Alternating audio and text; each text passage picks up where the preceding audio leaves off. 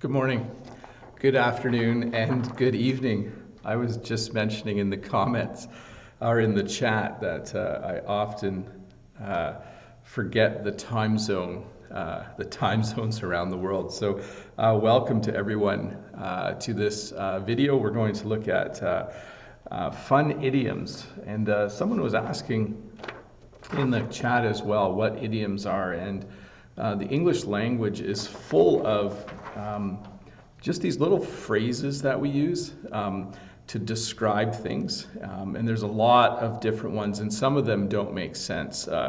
In the past, I've looked at idioms like, don't put the cart before the horse, and those kinds of things. So some of them are really old, but they all still have meaning, and they're all used. All of the idioms that I'm going over this morning, we still use regularly in English. I'm going to stop for a minute and just say hi to everybody in chat. I want to say hi to Lulu, Brightside, Kuhn, Rachel, Willie, Sang, Charlo. There's a lot of you guys in here. Cringe Masters is on. Shouldn't you be in school, Cringe Masters? I don't know. Elena is on. Gosia, last September. Surya, Gloria, E993H, Azon, Vinicius, Renata, Enrique, Albert, Crystal. There's a lot of you. Welcome to the live stream. Again, for those of you that are just joining us, we're going to look at a few English idioms this morning. A lot of idioms that we use in everyday language.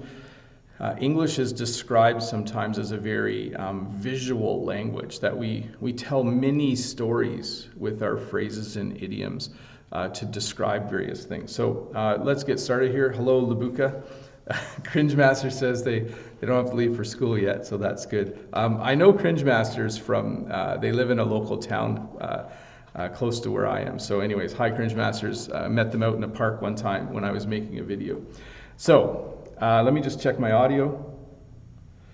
Make sure that that's working. Cringe Master says they... Yes, that's definitely working.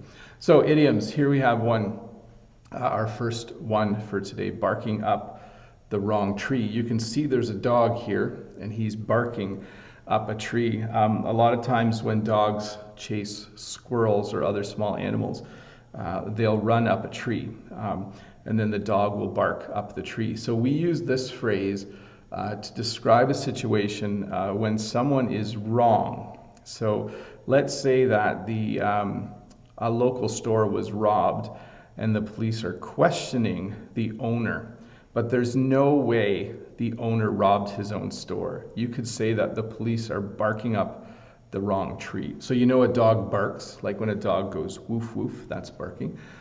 So whenever we think someone is on the wrong path or someone is wrong in some ways, we can describe them as barking up the wrong tree. So another situation would be maybe in my house all the cookies are gone and I'm questioning my youngest child to see if they ate them, but it's probably more likely that one of the other kids ate it. You could say that I would be barking up the wrong tree. Woof woof.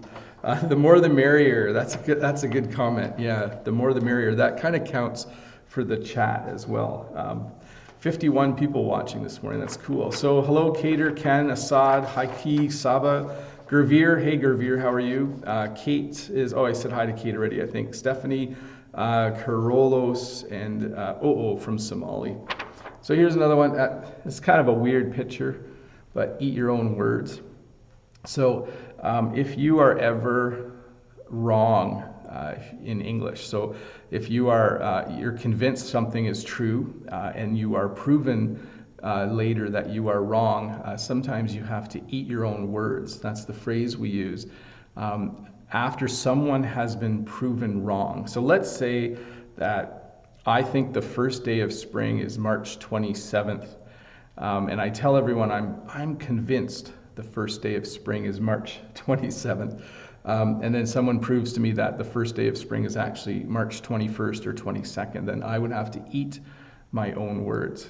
So basically it means to admit that you were wrong. So sometimes I do have to eat my own words every once in a while. So again, these are idioms. The topic this morning for those that just joined again, is fun idioms. And by fun, they're just idioms that I find entertaining. So when I see some of these idioms and I think about them, they make me laugh or smile a little bit. So we've gone over to Renata asks if the U.S. has expressions that are different from Canada. All of the expressions I've chosen are used in both countries. In Canada, we say things like, if something's hard, we say it's tough sledding, because we have a winter culture. And there may be a few more, right? But I would say 99% of our language is very much shared. So, barrel of laughs. So, if someone is a barrel of laughs, so this is a barrel. A barrel is used to store wine or other beverages or other liquids. So if someone is a barrel of laughs, it just means that they're a really, really funny person. So you might know someone like this. My brother-in-law is a barrel of laughs. So if you go out and he makes everyone who's with him laugh a lot, likes to tell funny stories, etc., etc. So when someone is a barrel of laughs, it means that they're really, really funny. And Stephanie asks a good question. Are these idioms commonly used in our daily conversations? You'd be surprised how often you do hear these. By often, I don't mean every day, but these idioms, the ones I've chosen, are ones that, so I have a list and I kind of keep track of what I hear people say. So these are near the top of the list. You will probably hear these on a television show or in daily conversation once a month or so. And when you're reading, you might come across them. So they're worth knowing. Yeah, they're not used like in every conversation. You're not going to have these come up, but they are common enough. You see this person is very happy. So we have an expression, happy-go-lucky. When you describe someone as happy-go-lucky, they are someone who is almost always in a good mood. So a happy-go-lucky person is nice to have around. They are more happy than they are lucky. But they definitely, you could say, you know, I have a friend and she's very happy-go-lucky. It means that they just always are pleasant. They don't complain about things a lot. And you have usually happy-go-lucky people smile quite a bit. So happy-go-lucky is our next one.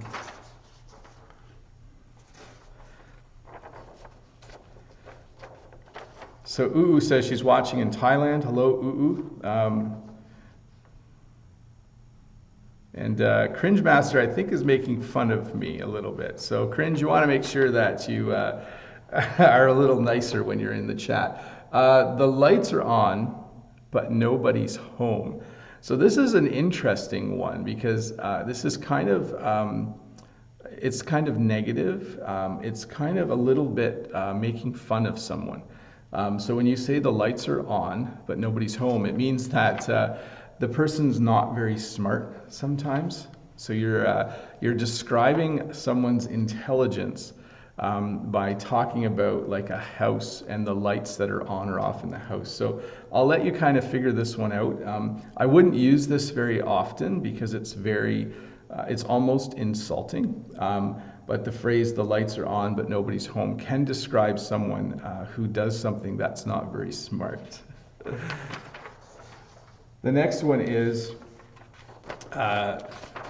guilty pleasure. So a guilty pleasure is something that, for instance, I try to eat really healthy.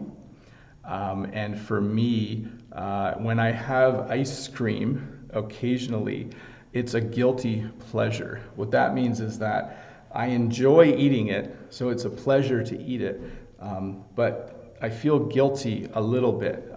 Like I feel bad because I promised myself that I wouldn't eat a lot of ice cream. So guilty pleasure is something that you use to describe something that you do from time to time that's enjoyable, but that you normally don't do. So for some people, their guilty pleasure is chocolate. So for some people, their guilty pleasure is eating just a really big dessert at a restaurant every once in a while. So it's something you do for fun, and something that you might feel a little bit guilty about. Life of the party. So life of the party is something we use to describe. You can see these people are all having fun. And maybe this person here, he looks super happy. He might be the life of the party. So this is used to describe a person that you really like having when you do have a party. I hope that makes sense, but I think everyone knows a party guest or someone who, if you invite them over, they will just make everyone feel relaxed. They'll make everyone feel comfortable at your party. They'll make people laugh as well. So if I say, let me pick a name here, Tejman is the life of the party. That would mean that whenever I had a party, I would make sure that I invite Tejman over. But I think Tejman's working in the Middle East right now, and I think sometimes he goes home to Nepal. But anyways, you could say that someone is the life of the party. I like to try and be the life of the party sometimes. It doesn't always work out. Sometimes when I go to parties, I'm really tired, so. Anyways, oh, that's fine, Cringe Masters. Have a good day at school. I hope you learn a lot. I hope you. Cringe Master says, I'm sorry if I made fun of you. That's not exactly what I meant, but in the chat, Cringe Master is saying that they're heading off. So anyways, have a good day, Cringe. See you next week. To get bent out of shape, so you can see these nails are bent. So normally they're straight and now they're bent, so they are bent out of shape. But we also use this to describe a person who's getting upset about something. So you might have someone who, where something has happened in their life. Maybe they got pulled over by the police and got a speeding ticket, and they're very angry about it. You could describe that as being bent out of shape. So, oh, he's really bent out of shape about getting a speeding ticket, or she's really bent out of shape because the police pulled her over. So it means that you're angry, and it means that you're just not happy about what has happened. So I don't get bent out of shape too often, but when I do get bent out of shape, I'm pretty serious about it. So it's better just to smile and go with the flow. I think we went over that idiom in the past. But sometimes I do get bent out of shape. So I want to say hi to Zabi and Eve and Gianluca. I think I said hi to Assad and Uu, but hello as well. Welcome, and welcome Sodi. And last September, we're about halfway through here. I'm going to keep going a little bit. I like this one a lot. When someone goes bananas, it means they go crazy, or they're just overly excited for something. So you all know what these are. I think half of you live in countries where you grow bananas. But if I was to go bananas for something, it means that I'm super, super excited for it, almost like I'm going crazy for it. So if I was to say, oh, I just go bananas when someone brings fresh chocolate chip cookies to school, it just means that I just really love them, and I'm really excited to eat them. So go bananas. Hey, hi John Lee, how are you? This one is an interesting one. So when something is written all over your face, it means that someone can tell if you did something just by looking at you. So the best example for this is, let's say I come home from work and there's cookie crumbs all over the table. So there's evidence, it's obvious that someone has been eating cookies. And if I say to my daughter, did you eat the last cookie? And if she kind of looks like this, if she kind of looks guilty, we would describe that as saying, it was written all over her face, or all over your face, depending on your context there. So if something is written all over someone's face, it means they have trouble hiding their emotions when someone is asking them about something. So let's say, for instance, you know that I really enjoy doing live streams, and you can tell probably that I look happy right now. So it's written all over my face, right? Like I'm kind of smiling a little bit when I do the live stream. So if something's written all over your face, it means that you definitely like doing it. There's no actual writing involved when it's written all over your face. Going bananas. You would say I'm going bananas, or I go bananas. So you got to watch it there a little bit. So good question in the chat there. So, and Gervir, I see you have a question about the past, the present, and the past perfect. I'll do another video at some point that's similar, that'll cover those topics a bit. Gianluca says, is go nuts similar to go bananas? Yeah, like if I go nuts for something, that would definitely be similar to going bananas, for sure. Let me just scroll back here. Yeah, Stephanie says, we get bent out of shape if we miss your lessons. So that would be a good use of that, for sure. Hector says, thanks, awesome. And then, hello, Deanne, welcome. And hi Key. And wow, Pablo, I think I said your name wrong, sorry. Isn't it nice that my name's Bob? I think Bob is the best name. I think every person in every language is able to pronounce the name Bob. So sorry when I say your name's wrong. Pull someone's leg. So this is when you're telling someone a lie, or you're telling someone kind of a minor untruth. So when you pull someone's leg, you don't actually grab their leg and pull. You don't do that.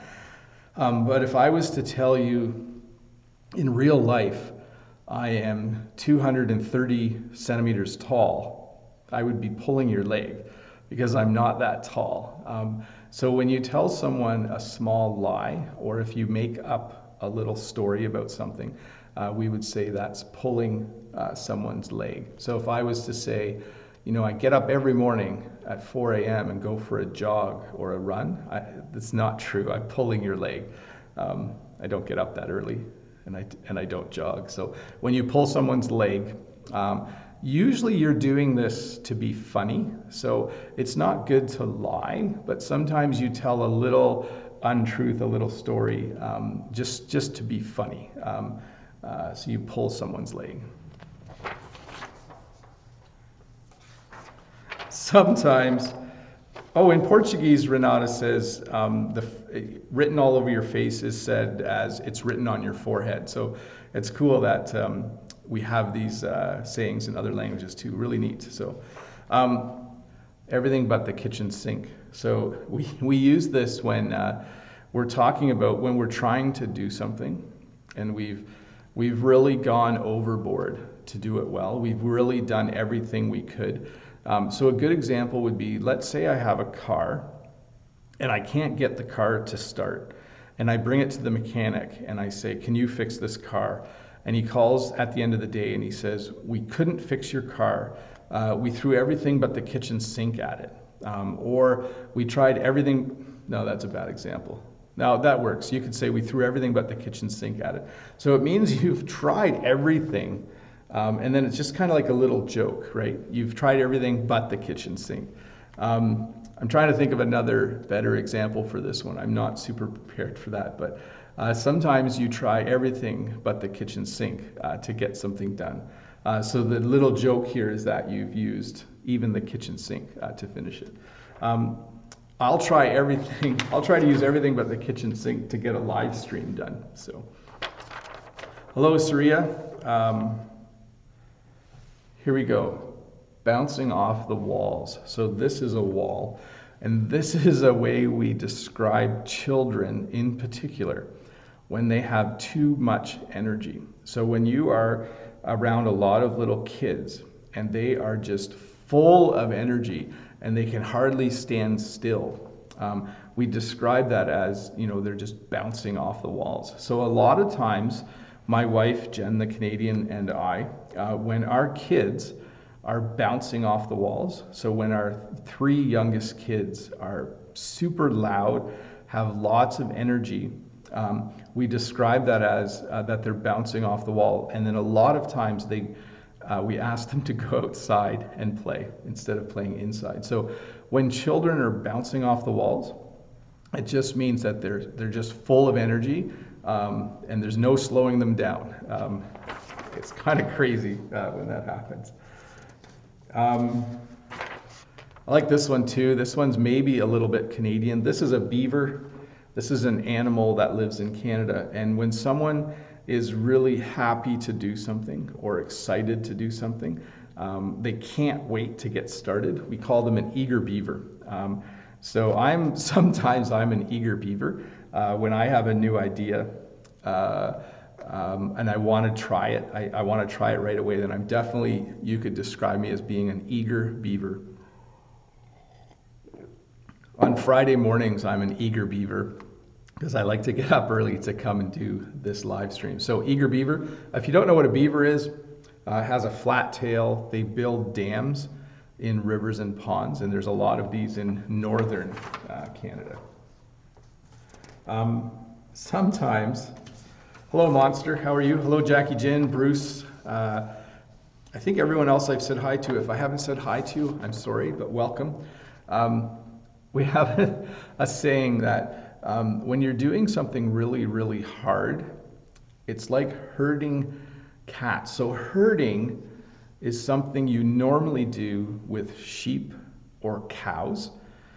So cows go moo, sheep go bah. So those two animals, oftentimes you will herd them.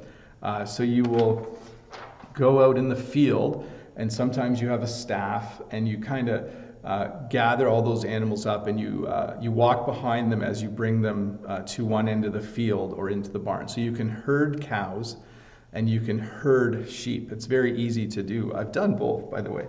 But you can't actually herd cats. You can't actually get cats all into one area and kind of have them all walk in one direction. If you have cats, you know what I'm talking about.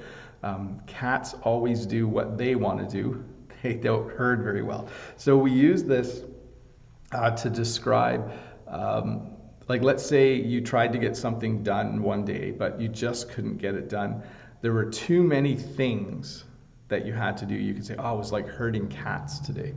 So you should try herding cats someday. It's hard to herd them. I did this one yesterday on my 1-minute video. So this is the back of someone's hand. In English, when you say that you know something like the back of your hand, it means that you know it really, really well. Because you're always, you know what the back of your hand looks like. A lot of times this is used to describe the area that you live in. So the area I live in, I've lived here for 40 out of 48 years, I think I've lived in this area. So I know this area like the back of my hand. I know this town like the back of my hand. The road that I drive to work, I know like the back of my hand. So it just means to know something really, really well. So Renata says she learned the herding cats from an American, yes. And she says she's like an eager beaver waiting for the live stream. So very cool. That's excellent use of both those sentences. So yes, you know something like the back of your hand. I think this expression is used in a lot of different languages. When you are really happy about something, in English we say that we are jumping for joy. So joy is another word for being really happy. So oftentimes I'm jumping for joy the first day of my vacation. Like I'm so happy to go on a vacation. I'm not literally jumping, although sometimes maybe I am. So I don't actually jump up and down. But when you're jumping for joy, basically you are just super, super happy. Sometimes when people have a new baby, they'll be jumping for joy. Actually, a colleague of mine, they just had a baby yesterday, or actually 2 days ago. So I think they're jumping for joy right now because they had a healthy baby. So jumping for joy is something that you say when someone is really, really happy. So you could say, he's jumping for joy because he has 2 months of vacation. That would be nice, eh? I would jump for joy for that. Sometimes something in life is so amazing that it knocks your socks off. So your socks, right? Socks are the things that some of us wear on our feet But in English, when we describe something as it knocked my socks off, it means that it was just amazing. So you could say, oh, I watched a YouTube video the other day and it knocked my socks off. Or I went to a concert and I saw a band and they were so good, it just knocked my socks off. So when you get your socks, they don't actually get knocked off, but when something knocks your socks off, it's something that was really, really fun and exciting. So hey, yes, that's a good one. You would jump for joy, Charlo, if you won the lottery. And Piedad says she's jumping for joy for this video. That's awesome. Yes, better than the back. Renata says she knows her palms better than the back of your hand. Yeah, it's true, right? Like I think both sides, but you know one side better than the other. Hey, I'm done my list of idioms. Don't forget to leave a like for this video. If you are new here, hit the subscribe button down below. There's new videos every Tuesday, live stream every Friday. I'm not wrapping this up though. I'm gonna scroll back through the chat for a second just to see if there's any other things that I can explain right now in the live stream. Noun, adjective. So Gurveer, it's another grammar question. So I'm gonna have to I'll make a separate video on that just to understand the parts of speech. Gurveer was asking if I could do a video on nouns, adjectives, and adverb clauses. So a lot of people say they're glad to be watching the video. Awesome. Monster says hello from Libya. Hello. I think you're the first person I've had watching from Libya. And Stephanie says, when I was talking about my kids bouncing off the walls, she asked if they were horsing around. And that's another way to describe when kids are just playing like crazy. You could say that they're horsing around. And Jackie Jin's happy to catch the live stream. Awesome, Jackie. Bruce is from Taiwan, says he likes the teaching. Thanks, Bruce. Yes, I'm not sure how to pronounce your name, but the videos, they're usually available a couple minutes after I do a live stream. You can come back and watch them again. And I do recommend that you watch it twice just to train your ear a little bit more. It's always good. Hello to India, yeah. You know, Gurveer, the provinces of Canada, I should do a video on them, and then I'll go over the pronunciation as well, because some of them are a little difficult, like Saskatchewan and Manitoba. Make fun of someone, something. Portuguese is written over your forehead. Yeah, I think we're good. I think if there's any other questions, we could. Let me see here. Thanks for teaching. Hello to Morocco. Hello to Saudi Arabia. Hello to Dominican. And Stephanie says if she could memorize all these idioms, it would knock my socks off. It would knock my socks off too. That'd be cool. Hello, Kuhn from China. Hey, Kuhn, by the way, my videos, I know they're on some platforms in China, but I just made an agreement with a friend named Tao, who's from China. And he's going to start an official Bob the Canadian channel on one of the Chinese video platforms. So for any of you that are in China, look for that in the near future. I know in China I'm known as Uncle Bob, I think, but there will be an official Bob the Canadian channel for Chinese viewers coming soon. And if some of you are wondering why, it's because in China it's hard to get access to YouTube. Anyways, I'm going to wrap this up, people. It's time for me to go have a coffee and get ready for work. It's Friday here. It's Friday morning. I have to work all day. A lot of you are done for the day already. I just hope you have a good evening. Enjoy some time with family and friends. Relax a bit. Have a good night's sleep as well. And just have a really good weekend. Thanks again for watching. Don't forget to click like. So it was really fun. I will do another one next week, Friday. I'm not sure of the topic yet. And don't forget to pop back in Tuesday of next week for a new video. And I'll do the little spiel again, share this video, come back and watch it for a second time tomorrow. Click like, click subscribe, do all those things that YouTube people ask you to do.